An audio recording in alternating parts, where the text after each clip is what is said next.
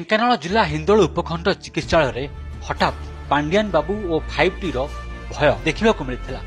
हिंदोल चिकित्सालय चलता विभिन्न अवहेला सजाड़ा लगी पड़े कर्मचारी। संगे संगे व्यापीगला हिंदोल चिकित्सालय समस्त कर्मचारी को तत्पर हो कार्यव्यस्त हो पड़े विभाग समस्त कर्मचारी। प्राय अपराह 11:30 समय मिछ खबर प्रचार है।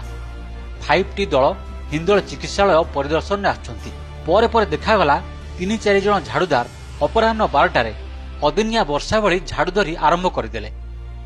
बहुत दिन परित्यक्त अवस्था पड़ा शौचालय को पानी पाइप लगाई सफा करने देखा मिलता, किंतु झाड़ूदार एते तरतर भाव में कार्य आरंभ करदे जे निज पोशाक पिंधा भूली जाते। समस्त आवर्जना कुंडरे भर्ती होता। चिकित्सालय किछि कोठा काम करुवा ठिकादार एठी सेठी बालीगोड़ी नाल सदृश पानी जमा करिथिबा देखिबाकू मिलता। गोटे विलासपूर्ण जानरे किछु लोक ओल्हाई जाई निजर कक्ष ठीक अछि ना नाही ताहा देखिबारे व्यस्त होई पड़ले।